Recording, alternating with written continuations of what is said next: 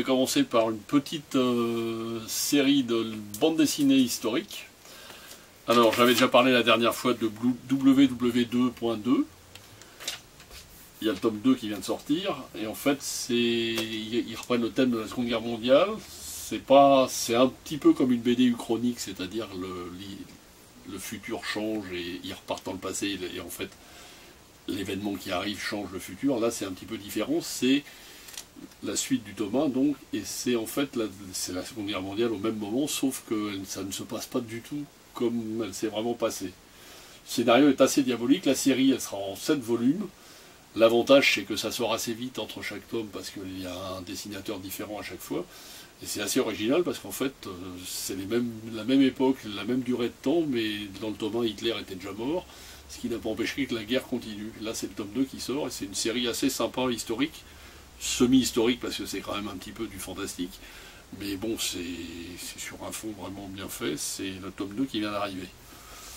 Toujours dans l'histoire et toujours dans la guerre, le dernier tome, le 6e de la fameuse série Il était une fois en France. C'est un pur chef-d'œuvre, c'est certainement ce qui se fait de mieux dans la BD historique depuis quelques années. C'est toujours l'histoire du même personnage que l'on retrouve, qui a vraiment existé. Personnage assez sulfureux, et là c'est jusqu'à la fin de sa vie. C'est vraiment un incontournable de la bande dessinée historique. Notre troisième BD, notre petit chouchou, on va dire toujours, c'est le nouveau Malfin. Alors Malfin, c'est le fameux auteur de Golden City, hein.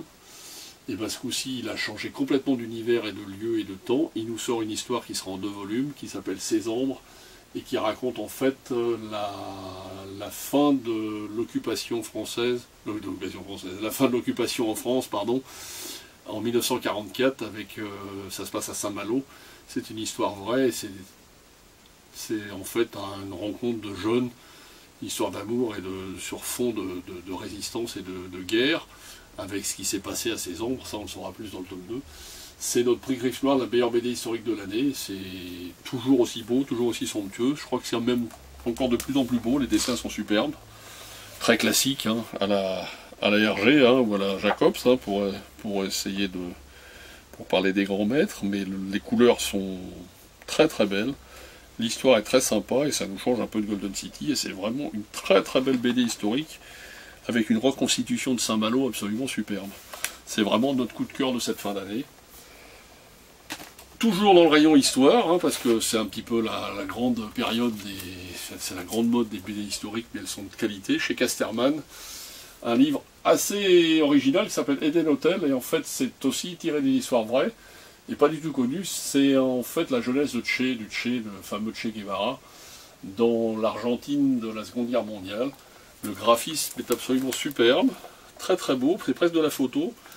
Et puis c'est une période du Che, je ne sais pas si c'est vrai tout ce qui est dit dedans, mais qu'on ne connaît pas vraiment forcément.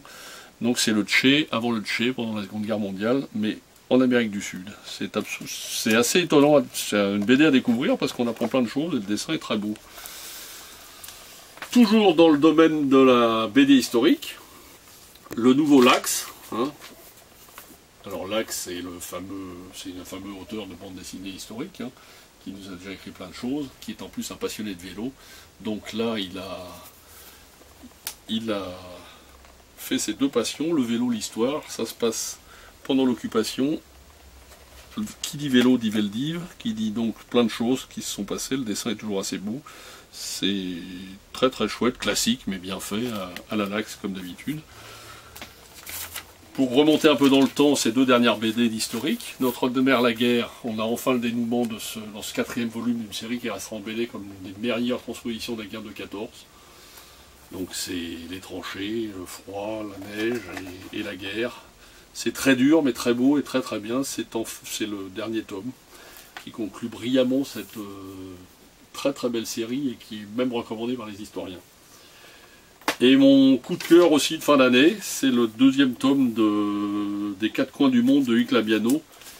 C'est un diptyque superbe et assez original parce que ça commence en 1913 dans les dunes chaudes du Sahara et ça se termine également, hein, centenaire obligeant, dans la boue des tranchées de 14. Le dessin somptueux à la Labiano et des couleurs très belles.